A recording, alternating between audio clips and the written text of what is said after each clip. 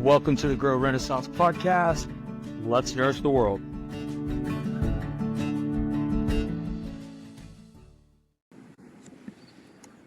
All right, welcome back to Pasture Prime Time, a Grow Renaissance series where we're tackling the conversations around regenerative agriculture, sustainability, and climate. And today I'm really excited, somebody I've just recently connected with, to have on the call to share a little bit what they're doing and have a good conversation. Jeannette Barcelos Kravitz, all the way from Chicago, Illinois today. And so Jeannette is the founder of EarthStars. EarthStars is a climate crisis mission where they're actually aligning youth in particular with arts and with song so that we can have different conversations around what we need to do with regards to climate. Really, it's about inspiring people to take different steps, move the needle in different directions. And I was really encouraged by this. And for you audience that listen into these podcasts on a regular basis, you know, I try to find guests that really are coming at this climate conversation from different perspectives and the work that we're doing ecologically in the field.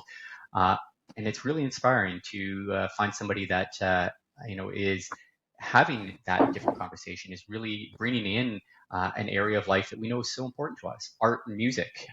It's the frequencies, it's the energy, it's the motion that us as humans go through, and it is meant to fulfill us so that we can take on these hard, large giga problem issues that we see globally with our climate crisis, in particular over at Grow, as it relates to our food health and nutritious food components, so either how we're growing or raising that. So Jeannette, thank you so much for being open to jump on this podcast and have a conversation with me. And I'd love to hear a little bit about your journey and really what inspired you to start EarthStars. Thank you, Neil. Thanks so much. I'm just absolutely delighted to be here on this very snowy January day in Chicago. I almost want to go out and play a little bit today. I started my journey as a corporate executive who was in the world of photography and saw how arts really could move people in the way that photography can. I did that for a long time, but as I was traveling around the world, I also had the opportunity to meet an awful lot of people who were worried about the state of the world and the climate. I started an organization called Sponsor Kids Charities, and we're a 501c3 in the year 2000, so it's been a while. And during the time pre-COVID, we organized trips with American youth to travel to over 15 countries in a project called Peace Journey.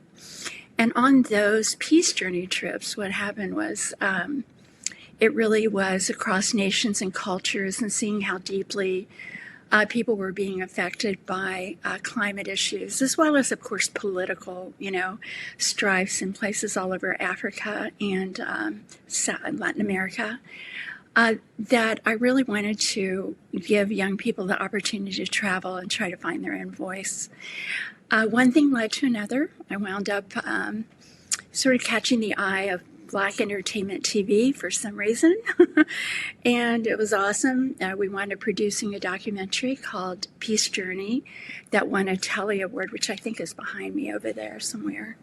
I can never tell which way to point. And sorry, maybe for our audience, just explain what Telly Award is, because I know that was new to me in terms of a award, and I'd love to just hear a little bit more around that. Yeah. Guess what, Neil? It was new to me too. Okay. All I knew is I understood the story I wanted to tell, and I wrote the script behind it, and I went and I literally slept on the producer Mimi's couch for almost 2 weeks so that I wouldn't have to incur, cost in a hotel or anything. And she worked for BET. And long story short is we produced this really cool little documentary, and the Telly Award really comes for people who do documentaries. It's specifically for documentary films, and so you won't see a major film getting a Telly. and they come in different colors. I have a silver. They come in, I think, gold and platinum or something. I can't remember. All I know is she had the state of mind to put one in a box for me and send it to me and said, Jeannette, you deserve this as much as I do. And it was really, Neil, it was really quite an awakening for me. And I think it was really the beginning of me understanding how important media is to storytelling. And I think in many ways, even before COVID, because I had the opportunity to be involved in songwriting camps in Germany and in Hawaii with different known artists like Lamont Dozier from Holland, Dozier in Holland, who now has deceased, but he had 71 platinum hits, and all of a sudden I'm finding myself being introduced to people who could really make this dream for me come true. I grew up on a very small little plot of land down in southern Ohio. We farmed that land. We had 2 goats, a whole bunch of chickens. My dad had a still, and I think it was illegal, but who cared? Yeah. And then my friends were all farmers. So, in fact, my first husband's dad was a grade A dairy farmer and won Farmer of the Year when I was I think I was 16 years old. And so I would go out and I would watch them milk the cows, and I would go out into the field. And he had beef cattle, Angus, black Angus, as I recall, and some Charolais, I think that's what they were called. And we would call them in, and the cows would follow us in. And I mean, it was a whole different world for me. I helped him bale hay, and I drove a tractor. We actually had a little, what was it called, a John Deere Cub, I think. Tractor is a small, mini tractor. I had 90 acres, and it was just one of the best times in my life to connect with the earth the way that I had the opportunity to do. And I think it's never left me. So as we were traveling through this journey with Sponsor Kids Charities and the Peace Journey, and COVID hit, we were actually supposed to be on a peace journey on the Peace Boat, which is peaceboat.us if you want to look it up. They stopped cruising in 2000 until late 2004, but up until then had over 100 beautiful cruises all over the world with young people meeting each other on the boat, going from port to port to port to try to introduce culture and introduce environmental issues. This is an effort out of Japan, and it's a sanctioned ECOSOC program out of the United Nations. So I found myself doing a trip with them to Guatemala, and then we were going to South Africa with Harry Belafonte's family when COVID hit. And so we just kept putting it off. We kept thinking, maybe 3 months from now. We already had the young people from Chicago schools chosen through Chai Art School, which is an art school here for underserved young people. We knew who they were. We knew the teachers who were going to go with us. But as we all know, COVID stuck around for a while, and our opportunity to move out to be able to do the Peace Journey, I thought may be in some way being put off so that I could now do what I've always wanted to do, and that's really dive into environmental issues and find out what was going on in the world. So I found out that Climate Reality Project, which is an effort out of Al Gore's, people, you could sign up and do a free internship for 3 or 4 days, and it was a total immersion into what was going on in the world at that point in 2021, and all the issues that were happening. There were honestly a lot of people who never made it through that class, Neil, because it was so hard to hear. And but I would just cry a little bit and then I'd come back in because I tend to let myself feel the emotions, but also they say, well, that's not okay just to leave that like that. We have to do something, right? And so over the course of the next couple of years, I started thinking about what I really love doing. I don't know if your audience ever does that out there, but just maybe it happens towards the end of the year, before the new year, whatever. I had to ask myself, what do I love doing? I mean, how do I want to spend the rest of my life if I'm going to really focus on enjoying it? And if I have the opportunity to really enjoy my life, what would that look like? And immediately, it's like, Jeannette, it's these song camps that you had the opportunity to do, including with a band called Little Feat, which is kind of a bluesy country. The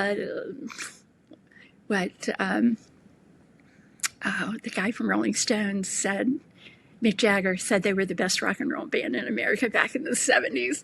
So I got to work with them on a peace journey, and we incorporated music because they were going on tour and they dedicated their tour to us. And we wound up talking and doing a lot of songwriting. So I knew that's what made me happy. Okay, so I said, well, how can I do more of this? If this is what makes me happy, how can I do this? With that in mind, I decided to talk to people I've worked with in the past.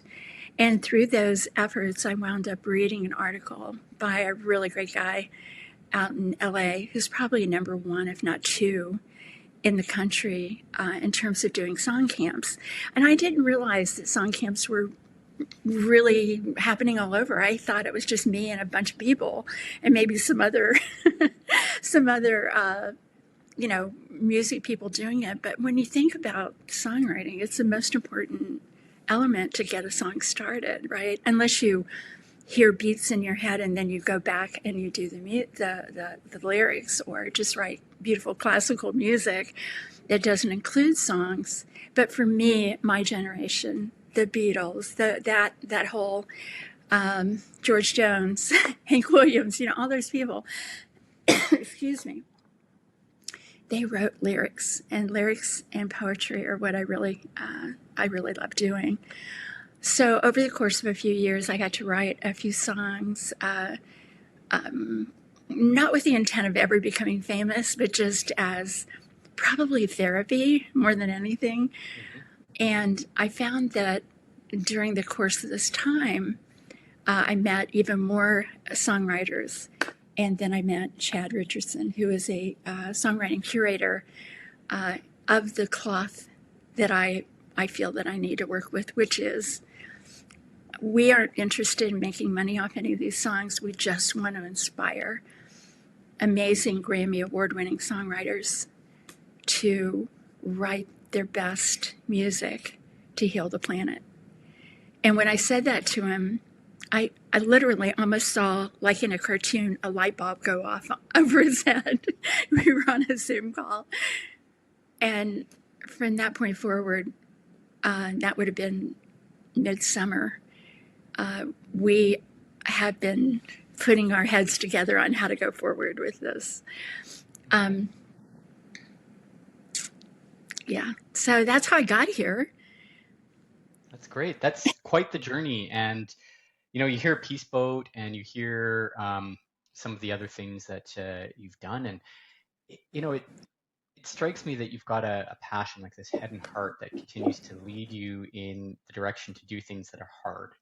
It's putting you in the position where you're having conversations that are different, and that you're taking what we might discard as sort of unnecessary from a lot of A-typed personalities like me that have been in the field and are digging dirt, and you're bringing it and infusing it into a very much soul functioning component, and I really appreciate that, and very, very interesting. I mean, the band that you mentioned and the people you've connected with, so fascinating. And I just looked up the Peace Boat, something that I'd love to dive into, and I'm sure our audience would be inspired. I think about it kind of like when you say Peace Boat, I think about Greenpeace, like their boats and what they do, and it's not quite like that.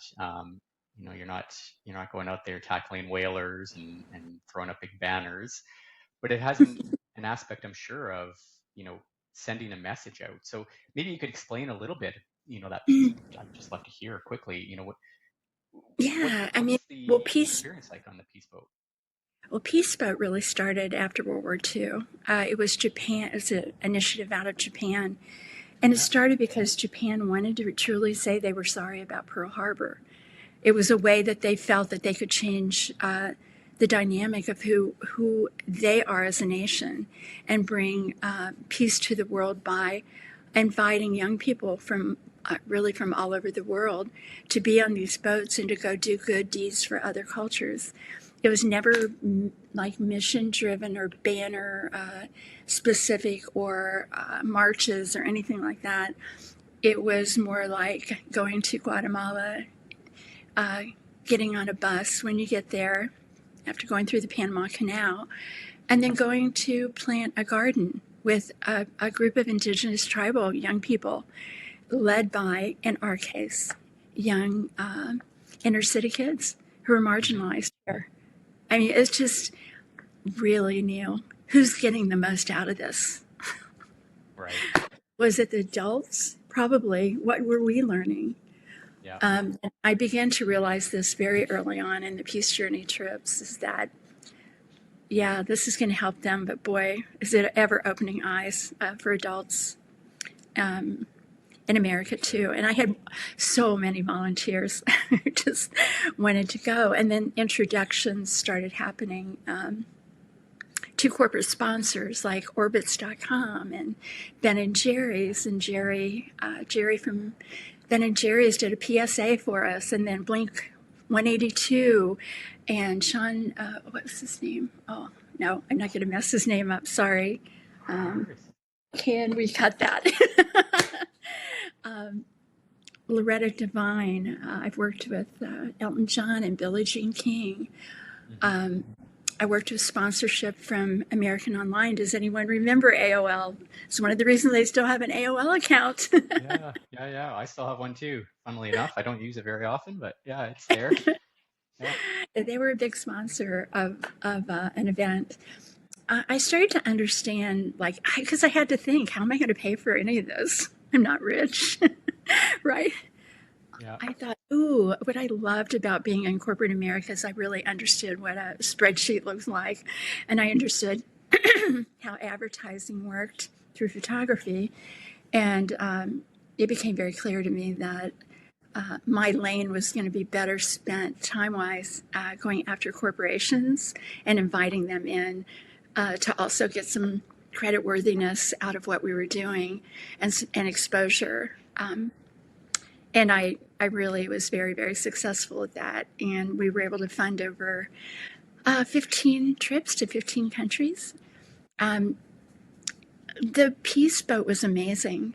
It's an older ship, by the way. I think it holds about 1,000 young people.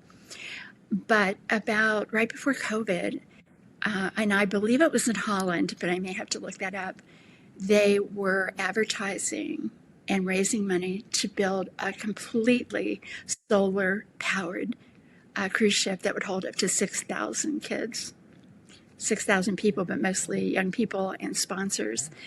I'm going to have to write myself a note and see what happened to that project. Because they had the drawings up online, may still be there, but I know they were also having difficulty, as everyone was out there trying to just put the pieces together during a time that was extraordinarily scary for the world, and to get that kind of momentum going during COVID was hard. Yeah. But I'll look it up. Maybe it's going to go in the water because I do intend to go back and do more peace journeys, Neil, at some point. Great. I see a SongLab on a peace boat, right? I see songwriters with the kids. Oh yeah, it's just my creative juices start flowing when I think about going back and doing more of that too. That's but right really now, exciting. Yeah, it is. It's fun. And I have to tell you that when I took the Al Gore training also, one of the people that was on there mentioned a movie, a documentary called Kiss the Ground.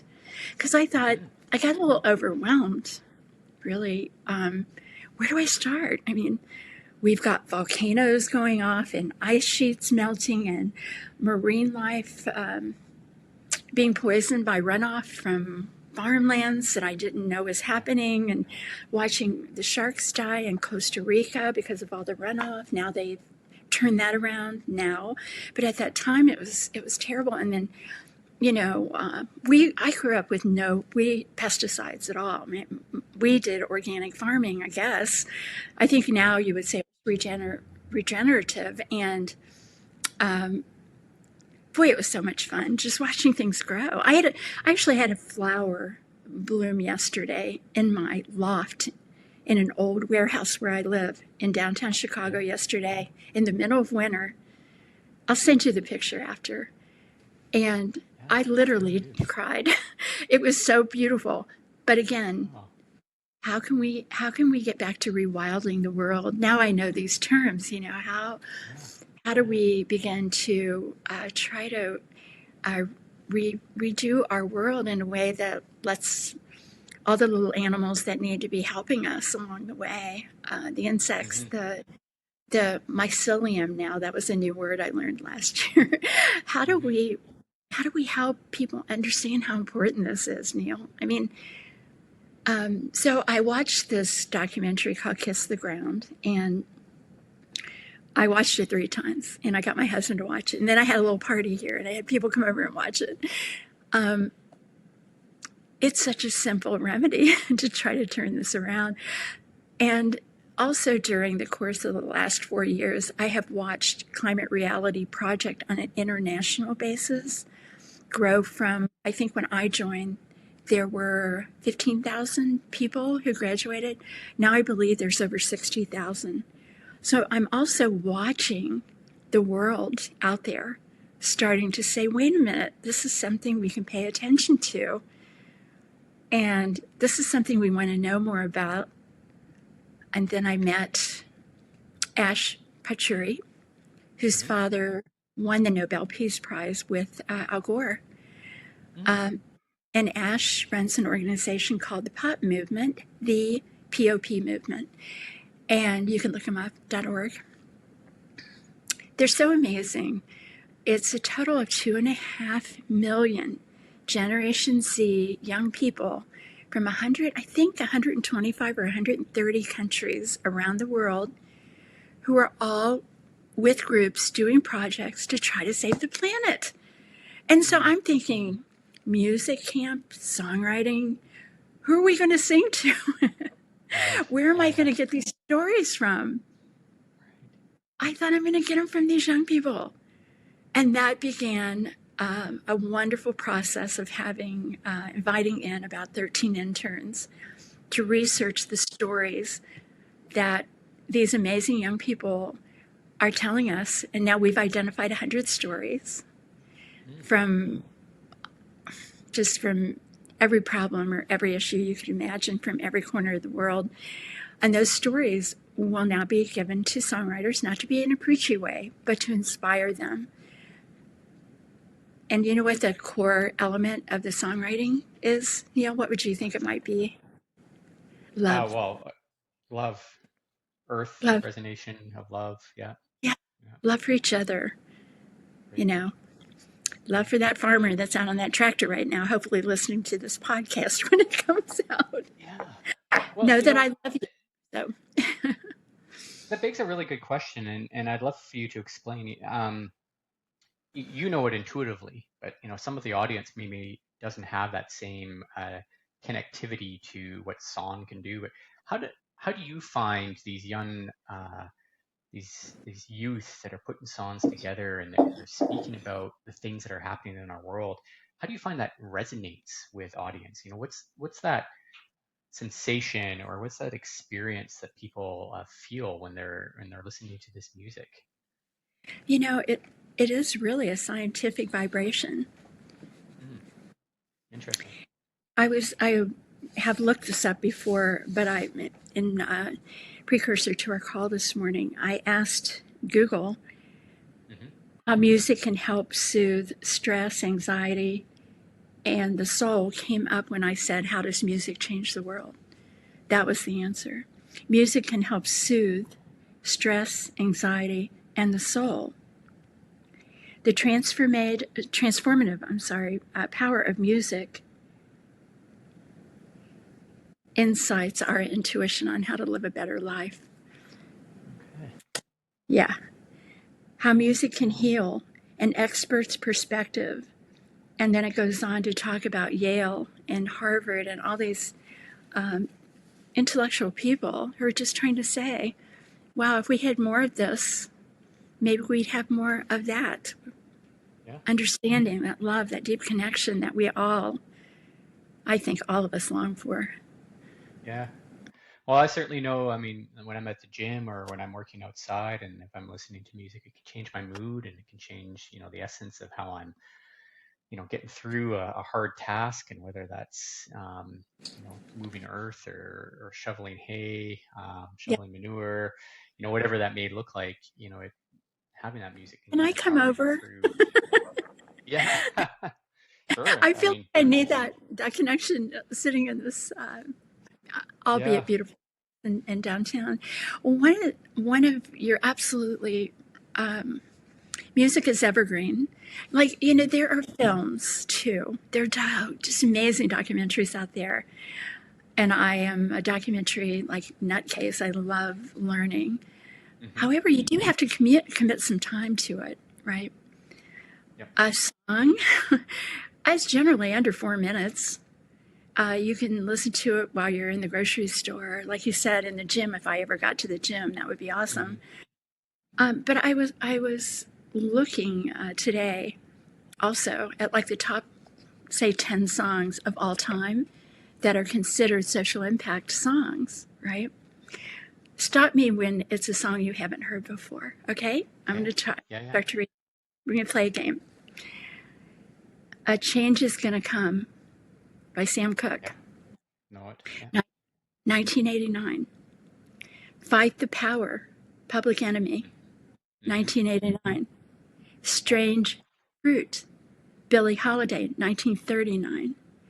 Respect, Aretha Franklin, 1967. We can all spell that word now thanks to her. Say It Loud, I'm Black and I'm Proud, James Brown, 1968. By the way, I worked with James Brown. Master of War, Bob Dylan, 1963. Mississippi, goddamn, can I say that word? Nina Simone, 1964. We Shall Overcome, Pete Seeger, come on. Ohio, Crosby, Stills, Nash and Young, 1970. Yeah. Ohio, For Dead in Ohio. For Dead. It's from Kent State. Massacre of four young people who were protesting. Okay. What's Going On, Marvin Gaye. Imagine, of course, John Lennon. And I could go on, but where are we now? So when you ask that song or that question about how do young people feel, think about the music industry and how it's changed, right? For me, I'm never in a car anymore. I might be in an Uber. Right. I don't hear music on the radio anymore unless I intentionally go in and listen to Spotify. Then yes, of course. But I may not know who that person is, and I may want to go find out who they are, and I may lose an hour in doing that, right, Neil? But in reality, unless you're in a position to really hear music, and the way it's distributed in today's world is so much different. Remember mixed tapes? Remember those? Yeah, I spent hours putting them together, stop and start, and Do you want to know something? That's actually back in vogue now. So if you have any old mixtapes and you want to even think about selling them on eBay, you could probably get a nice penny for them because Gen Z is slowing down the world. They want to be able to create. Yes, AI is going to have a lot to do with that, obviously, right? Yeah. But I'm not so sure we're not going to get back to a more analog world. Because after a while, you're going to say, wait a minute, I didn't really create that. They did. Sam Cooke did. Aretha Franklin did. Huh. And one thing that strikes me, I mean, those songs, I mean, I knew all of them except for one, and I'm sure you could go on that list and I would know them. They're, they're periods of time that we remember, monumental periods of time that there's things going on, and we're having quite a few of those these last few years, and certainly the last couple of years. And there's a feeling of a big shift that's happening globally right now, in all parts of the world. And it'd be interesting to see what songs do get created, and particularly from those eco warriors, those the youth or young adults that are creating to vocalize how they're feeling, and really stand guard on that. On your website, EarthStars, Mhm. you have 2 billion global Gen Z audience, and you've got 35 projects. Maybe, I mean, that audience is it's great. I mean, that sort of gives us an understanding of the population size just within that Gen Z, and not even taking in all the other generations that are trickling in here and there, and being part of how to support that. But those 35 projects that you've taken on under the mission of EarthStars, maybe you could explain and dive into some of them that have been more prominent in your mind, that have really stood out, and what has come of that, and where can we find some of these project outputs? Okay. I think you're talking about the song camps, specifically Yes. what we Yes. call Yes. song. Yeah. I am. Yeah. I am. Yeah. And I will tell you, just to your point about Gen Z, Gen Z simply cannot do this without co-generation. They need you, Neil. They need me. They need our wisdom, and they're looking for it. They're actively looking for it. There is an organization out there called Co-Generate that you might want to look up. And they are actively promoting how can we help Gen Z, because mental health issues are running rampant among this particular audience. So getting back to songwriting, Chad Richardson, who is my curating partner, has produced 31 song camps around the world. So his favorite ones he would tell you if he were on this call are Nicaragua. I remember he shared with me an afternoon, and remember that the artists that he works with are Grammy nominated, top producers. Many of these song camps have also output major songs. I can share that list with you later if you'd like, or part of the list. The intent is to give the songwriters a place of solace where they can be quiet, where they can do yoga.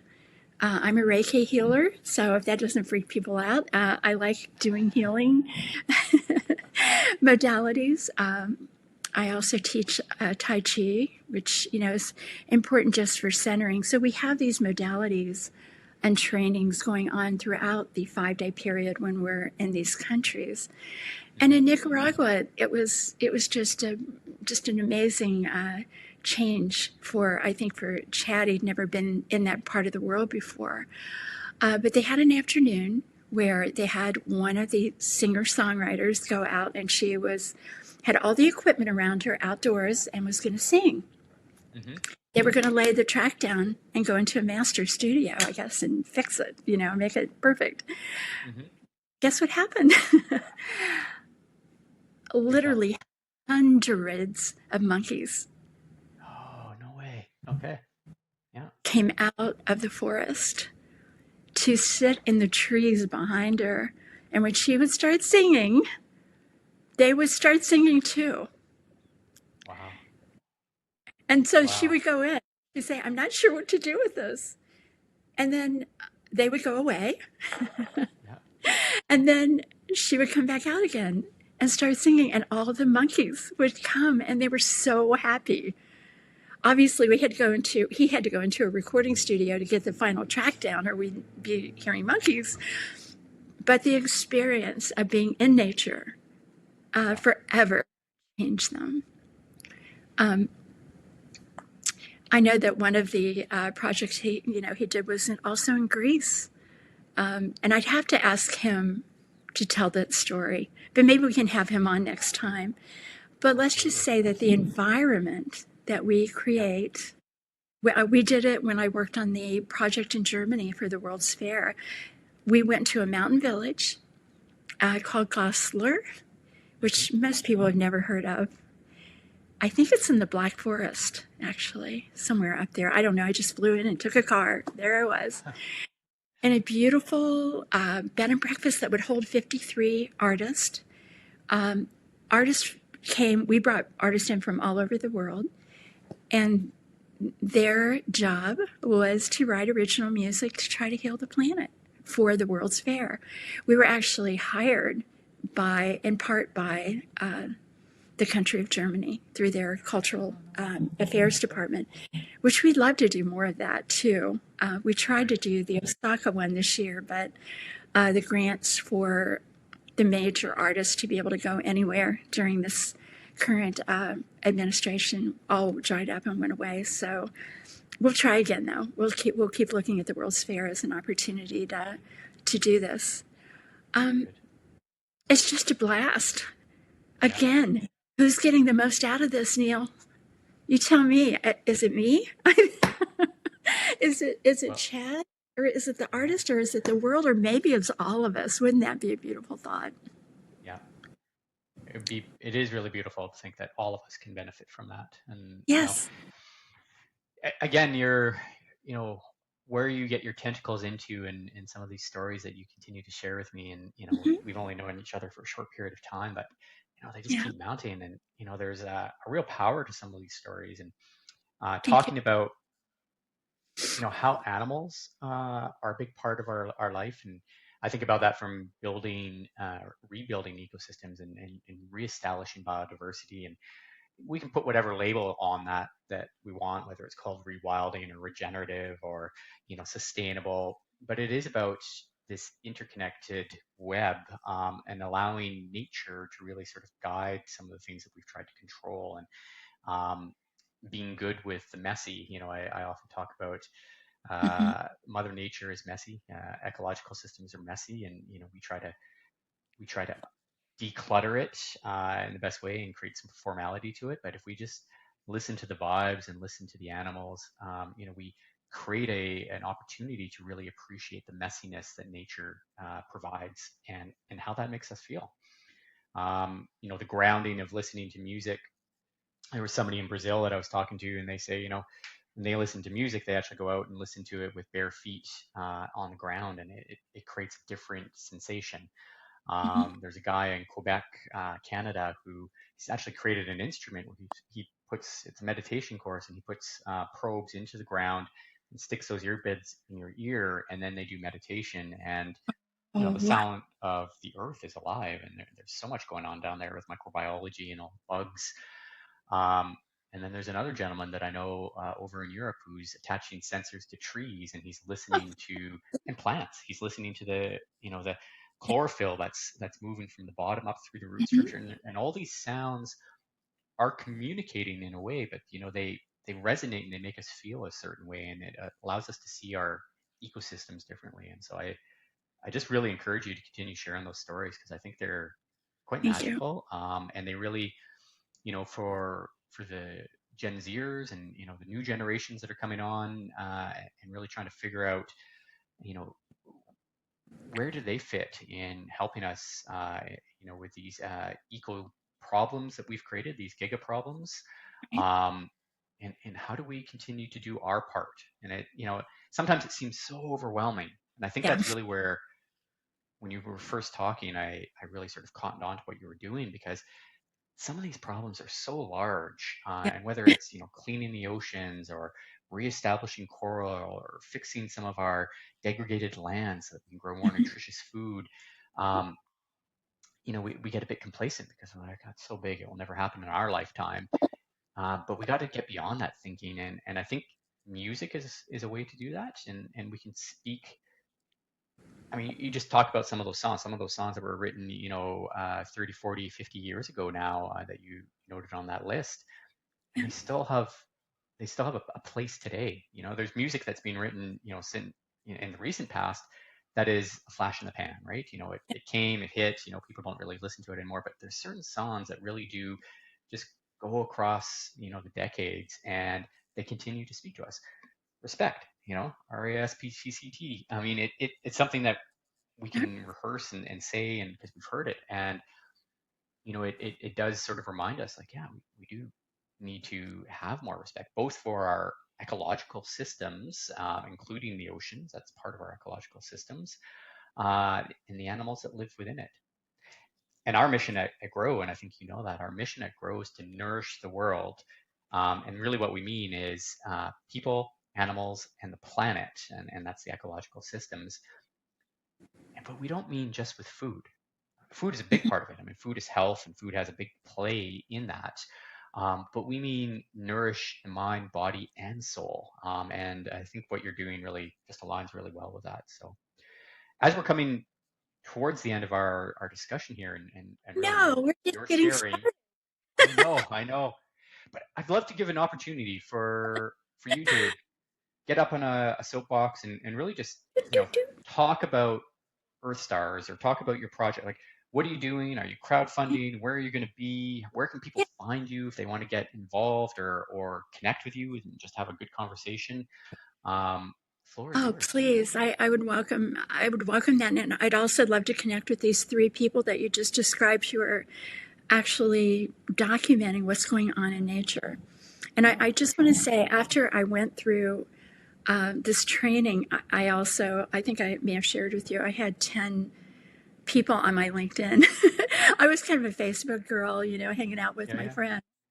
I now have like 3,300, and almost all of them are environmental people who I look to, because I will never become the expert, Neil, in this. My brain doesn't work that way. I tangentially know about almost everything that's going on in the world right now. Good things are happening, right? Which I'm very happy about. And I just really want to say that we should not be doom and gloom with our kids. They need us to be on the positive side, the realistic side, yes. But I doubt we're going to be doing a song that has the word biodiversity in it. You know what I mean? It's going to be more like, because that's more a TED Talk kind of thing. Ours is going to be, how do we tug at the emotional strings of just wanting to get out into a park, that and love nature. Yeah, that's another conversation. When I took that class with Al Gore, biodiversity, I'm a corporate gal. I had to do a spreadsheet. Are you kidding me? I'll send it to you. I couldn't believe how many things were wrong. And I thought, well, who am I and what do I think I'm going to be doing about this, right? There were just too many. Until I realized one thing. We are biodiversity. We're not separate from it. Human beings are part of the biodiversity system, and we have a responsibility to correct things to the best of our ability. I also feel like a lot of things weren't our fault. We misunderstood a lot of what was going on. Now we don't have that excuse anymore, right? We're learning, and the information is out there. So each of us have to try to maybe reach out in our own communities and maybe look around, see at the school or college. There's so many environmental study programs out there now. How can we help these young people to feel more secure about their future? Okay, so EarthStars. We are currently working on, we've been invited to 5 different areas to produce song camps.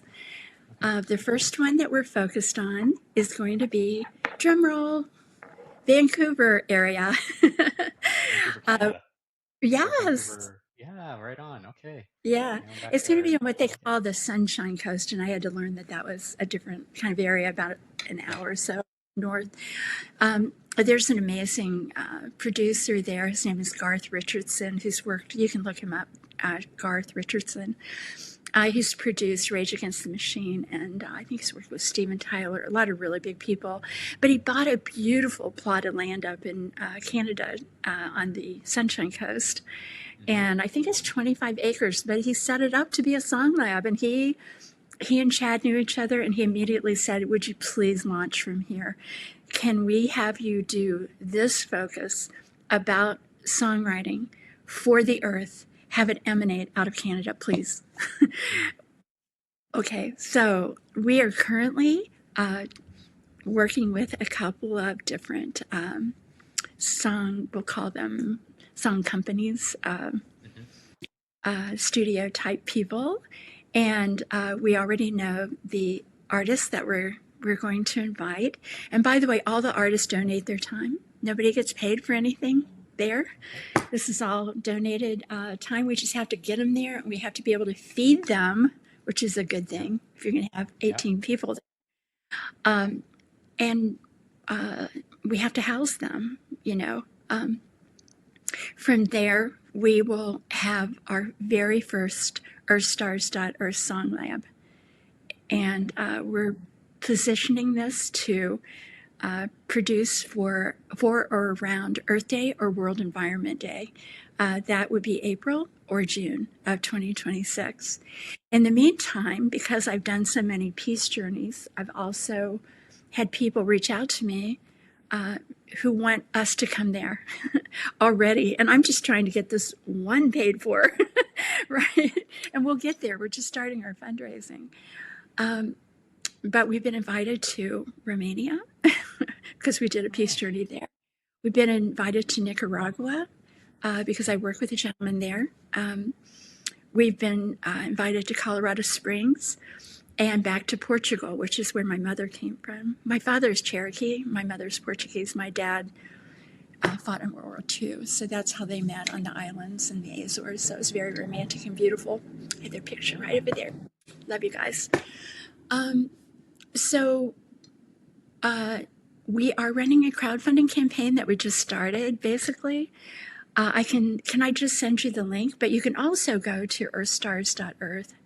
That is our website. So it's not .com or anything else. It's .earth. You can go in there. You can click on the link. You can read the press release that's in there that talks all about why we're doing this.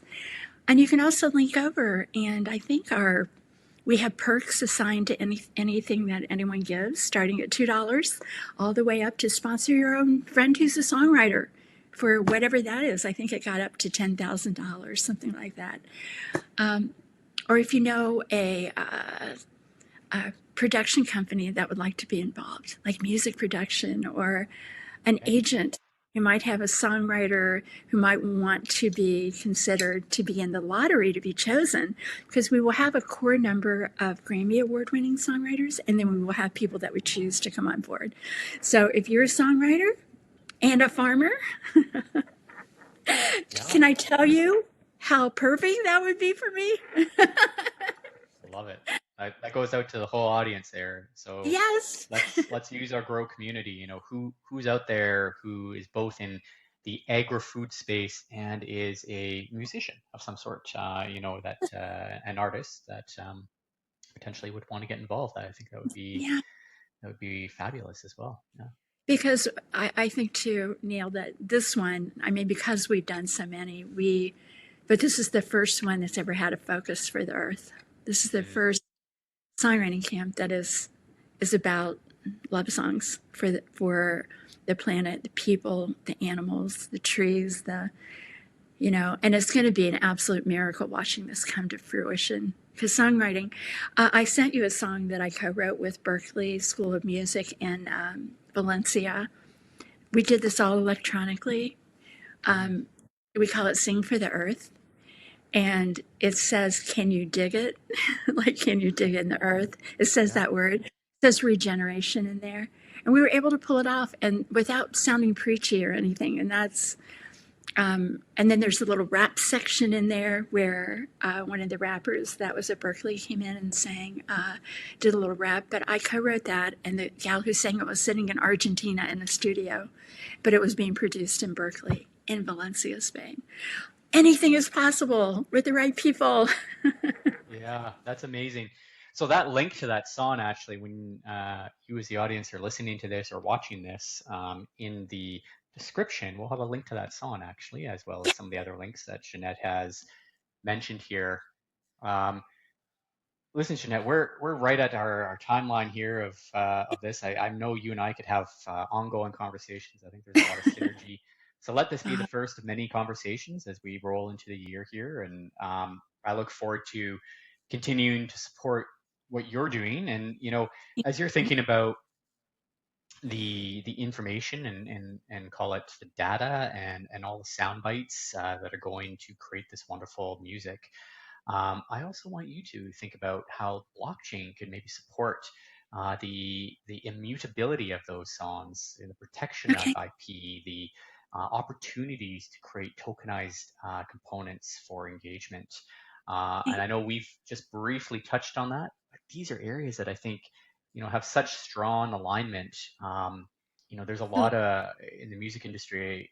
I've run into a lot of people that have been trying to figure out how to protect artists' IP, right? And things that they yes. create. And blockchain fits Mhm. so well into that. There's blockchains dedicated just to that. But Grow in particular, because of the synergy of doing good for the planet, nourishing the world, and what you're doing, I think there's some strong parlay there on where we can go. So But with I that, did ask yeah. Chad, and he knows all about blockchain. Oh, I, amazing! I can't wait to see, talk to him. I know that I know, like, it's a word. It's two Yeah, words. yeah, yeah. He said he would explain it to me, and then maybe you and I and he can get on a call and talk I look about forward it. to that. I look forward to that. All right, audience. Thank you so much for listening in, for joining us. Please share this episode far and wide. Jeannette, it's been a real pleasure. I look forward to many Thank more you. conversations, and we will catch you on the next episode of Pasture Prime Time, a Grow Renaissance series. Thank you so Thanks much, again. Neil. It's been such a pleasure.